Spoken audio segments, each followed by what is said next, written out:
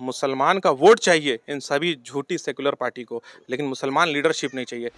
अच्छा एक बात बताइए, मुसलमानों के बिना ये देश है क्या? अधूरा है बिल्कुल नहीं। बिना मुसलमानों के। तो इसमें मुसलमानों का सहयोग कैसे नहीं होगा? मुसलमान का लीडरशिप क्यों नहीं होना चाहिए?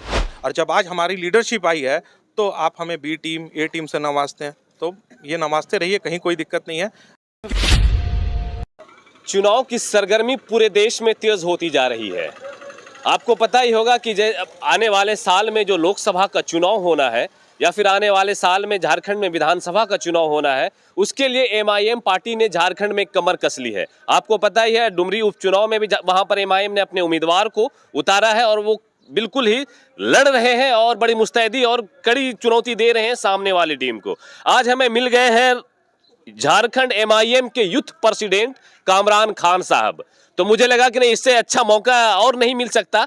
एमआईएम का क्या विजन है झारखंड में, एमआईएम किस लिए झारखंड में आई है, क्योंकि पिछली बार भी इन्होंने विधानसभा का चुनाव लड़ा था लेकिन वहां पर उन्हें सफलता हासिल नहीं हुई थी। एक बार फिर से झारखंड में फिर से ये लोग कूद पड़े हैं मैदान में, हिम्मत हारने ऐसा दिख रहा है कि ऐसा लग रहा है कि वो हिम्मत नहीं हारने जा रहे हैं, इस बार फिर से वो चुनावी मैदान में आ रहे हैं। आइए कामरान खान साहब से बात करते हैं और जानने की कोशिश करते हैं। सबसे पहली बात तो वेलकम है आपका हमारे चैनल में कामरान खान साहब। सब एमआईएम या फिर यूं कहें कि जो मैं नहीं कहता हूं, लोग कहते हैं बी टीम, भाजपा की बी टीम, खैर ये तो कहने की चीजें हैं। क्या झारखंड में इस बार एमआईएम फिर से आ रही है, आप लोग फिर से मैदान में आ रहे हैं? क्योंकि डुमरी में अभी जो उपचुनाव हुआ वहां पर भी आप लोगों ने ताल ठोकी है। सबसे पहले तो आपका बहुत बहुत धन्यवाद, उजागर मीडिया का धन्यवाद।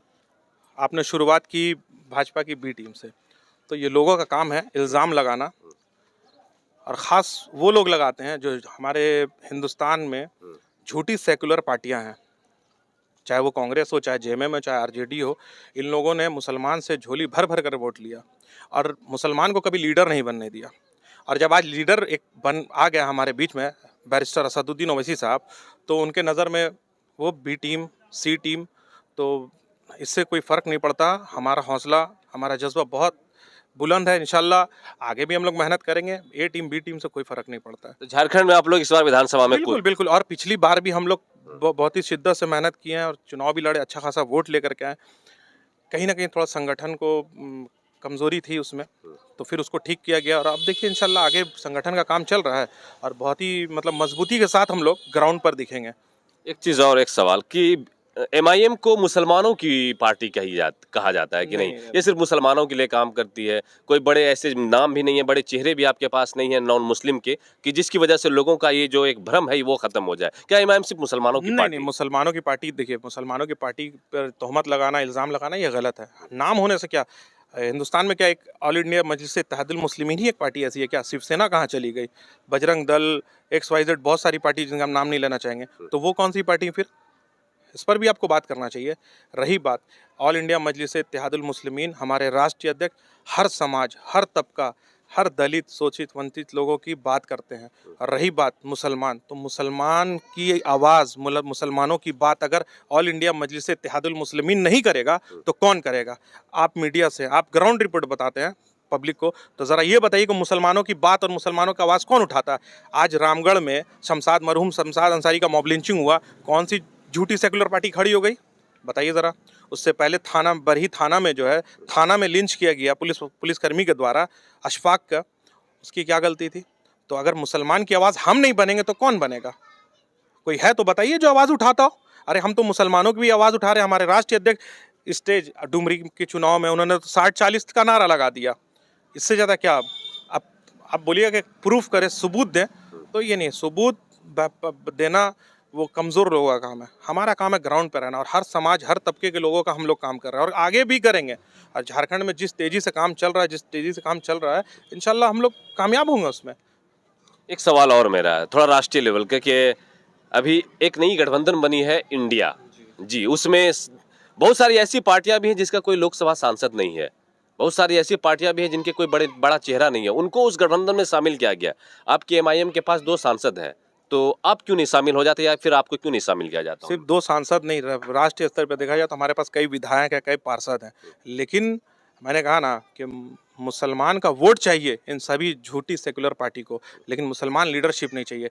कश्मीर से सिर्फ दिया गया उमर अब्दुल्ला और महबूबा मुफ्ती को, क्यों किया? क्योंकि वो कश्मीर कहीं ना कहीं मुस्लिम स्टेट है, इसलिए उनका मजबूरी है लेना। और नेशनल लेवल पे आप राष्ट्रीय अध्यक्ष बैरिस्टर असदुद्दीन ओवैसी साहब से क्यों नहीं हाथ मिला रहे हैं? बदरुद्दीन अजमल से भी नहीं मिला गया। किसी से नहीं। आप देखिए जो जो मजबूत पिलर हैं, जो मुस्लिम कम्युनिटी को रिप्रेजेंट करते हैं, जो उनकी बात करते हैं, उनके हक की आवाज़ तो इन लोगों ने उनको दूर कर दिया। तो ये गठबंधन जो कहीं ना कहीं एक ठग बंधन का नाम इसको हम लोग दे सकते हैं कि सिर्फ और सिर्फ बेवकूफ़ बनाने के लिए इन लोगों ने अपना अस्तित्व बचाने के लिए ये गठबंधन को देश को तो ये प्रेजेंट कर रहे हैं कि देश इंडिया, लेकिन असल में जो है, अच्छा एक बात बताइए, मुसलमानों के बिना ये देश है क्या? अधूरा है बिल्कुल नहीं। बिना मुसलमानों के। तो इसमें मुसलमानों का सहयोग कैसे नहीं होगा? मुसलमान का लीडरशिप क्यों नहीं होना चाहिए? आज आप कई सालों से हमारे बुजुर्ग बाप दादा परदादा सब ने कांग्रेस और इन्हीं सभी झूठी सेकुलर पार्टियों को वोट दिया, उसका सिला क्या मिला हम लोगों को? और जब आज हमारी लीडरशिप आई है तो आप हमें बी टीम ए टीम से नवाजते हैं, तो ये नवाजते रहिए, कहीं कोई दिक्कत नहीं है। रही बात MIM, ज़मीन से लेकर के सदन तक हमारे राष्ट्रीय अध्यक्ष जो है, ज़मीन से लेकर सदन तक वो जिस तरीके से, जिस जज्बे से लोगों की बात को उठाते हैं, खासकर मुसलमान, दलित, आदिवासी, दबे कुचले लोग हैं, वो उठते रहेगा इंशाल्लाह ताला। उसमें कहीं कोई दिक्कत नहीं है। चाहे नकाब का मामला हो, चाहे हिजाब का मामला हो, चाहे CA NRC हो, 3 तलाक हो, UCC, हर आप लेवल में जाइए तो आपको हिंदुस्तान में अगर कोई देखता हो, कोई लीडर मिलेगा तो उसका नाम है वाहिद और वाहिद बैरिस्टर असदुद्दीन ओवैसी साहब, जो हर महाज पे खड़े होकर के मुखालिफत करते हैं। एक छोटा सा सवाल और मेरा, पिछली बार जब विधानसभा चुनाव हुआ था झारखंड में, आप गोड्डा के एक विधानसभा क्षेत्र है महागामा, वहां से आपकी टीम चुनाव लड़ी थी। और क्या इस बार 2024 में जो चुनाव होने जा रहा है उस बार भी महागामा के लोग या फिर महागामा के लोगों को MIM देखने को मिलेगा कि MIM फिर से चुनाव लड़ने वाली है, ऐसा कुछ प्लानिंग? नहीं, बिल्कुल। आप जिस विधानसभा की बात कर रहे हैं उसी विधानसभा पर मैं खड़ा हूँ और लोगों से मिल रहा हूँ, कार्यकर्ताओं से मिल रहा हूँ। लोगों में उसी तरह का जज्बा है, कहीं कोई फर्क नहीं है। मुझे नहीं लगता कि कहीं कोई कमी आई है, क्योंकि मैं घूम के ग्राउंड पर हम देख रहे हैं। और महगामा के अलावा झारखंड में पार्टी हर जगह पार्टिसिपेट करेगी, जहाँ संगठन मजबूत रहेगा, जहाँ पर हम मजबूती से चुनाव जीतने के कागार पे रहेंगे, वहाँ हम ज़रूर चुनाव लड़ेंगे इंशाअल्लाह ताला। चलिए, धन्यवाद आपका हमें वक्त देने के लिए। तो ये थे झारखंड यूथ प्रेसिडेंट MIM के कामरान खान साहब। क्या कुछ इनकी प्लानिंग, क्या कुछ इनका विजन, ये मैदान में क्यों कूदे हैं, वो सारी चीज़ें इनसे बात करने के बाद हमें पता चला। चलिए, वीडियो कैसा लगा कमेंट सेक्शन में जरूर बताइएगा, हमें आपके कमेंट का इंतजार रहेगा। आप देख रहे थे हमारे साथ उजागर मीडिया, मैं आपका दोस्त अबुल्लेश ईरम। जय।